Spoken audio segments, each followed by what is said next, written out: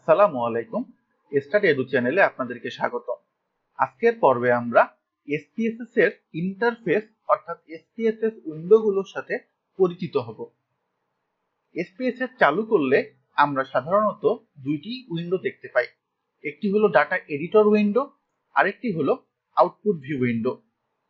Data editor উইন্ডোতে আমরা data সেটের জন্য ভেরিয়েবল তৈরি করি এবং ডেটা ইনপুটের মাধ্যমে ডেটা সেটটি প্রিপারেশন করি। আর আউটপুট ভিউ উইন্ডোর মধ্যে আমরা কমান্ডের মাধ্যমে যে রেজাল্টগুলো পাই তা আউটপুট ভিউ উইন্ডোতে শো করে। ডেটা এডিটর এর ফাইল এক্সটেনশন হলো .sav এবং আউটপুট ভিউ এর ফাইল এক্সটেনশন হলো .spv। আমরা ডেটা এডিটর উইন্ডো সম্পর্কে একটু বিস্তারিত জেনে নেই। ডেটা এডিটর উইন্ডোর মধ্যে দুইটি অংশ রয়েছে, একটি হলো ডেটা ভিউ, আরেকটি হলো ভ্যারিয়েবল ভিউ। এই ডেটা ভিউ দেখতে অনেকটা দেখবেন মাইক্রোসফট এক্সেল এর স্প্রেডশিটের মতো, যেখানে অনেকগুলো সেল রয়েছে।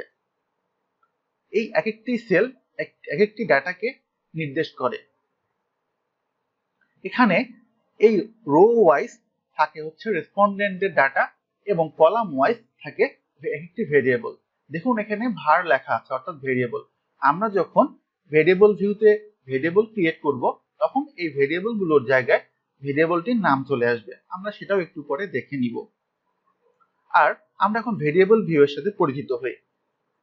ভেরিয়েবল ভিউয়ে আমরা ভেরিয়েবল তৈরি করি। যেমন দেখুন এখানে ভেরিয়েবলের নাম, ভেরিয়েবলের টাইপ, লেভেল, কোনো ভ্যালু এবং পরবর্তীতে আমরা সবচেয়ে এখানে গুরুত্বপূর্ণ যেটি হচ্ছে এই ভেরিয়েবলের মেজারটি কি সেটা আমাদের ডিফাইন করে দিতে হয়। আমরা উদাহরণস্বরূপ ধরুন একটি ভেরিয়েবল ক্রিয়েট করি আইডি দিয়ে, অর্থাৎ আমাদের যে রেসপন্ডেন্টের আইডি নাম্বার আছে অর্থাৎ কোয়েশ্চেনের যে নাম্বারটা আছে সেটা। আমাদের এখানে টাইপটি ধরে নিউমেরিক থেকে গেল, আমরা লেভেল দিলাম আইডি নাম্বার।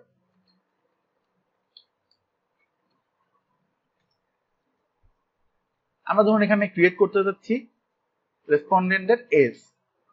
রেসপন্ডেন্টের এজ অবশ্যই নিউমেরিক ভেরিয়েবল। আমরা যদি এখানে লেভেল দিতে চাই, ধরুন লেভেল দিলাম এজ। পরবর্তীতে দেখুন এই যে রেসপন্ডেন্টের এজটি রয়েছে এটির মেজার হচ্ছে কিন্তু অবশ্যই স্কেল মেজার দিতে হবে। মেজারে তিনটি আছে, স্কেল, অর্ডিনাল এবং নমিনাল।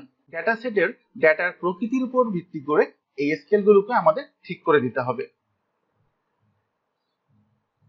আমরা মোটামুটি এসপিএসএস এর data editor window, output view window, data view, variable view ইত্যাদিগুলোর সঙ্গে পরিচিত হয়ে নিলাম। আমরা পরবর্তীতে ধাপে ধাপে প্রতিটা জিনিসই শিখবো ইনশাআল্লাহ। ধন্যবাদ সবাইকে।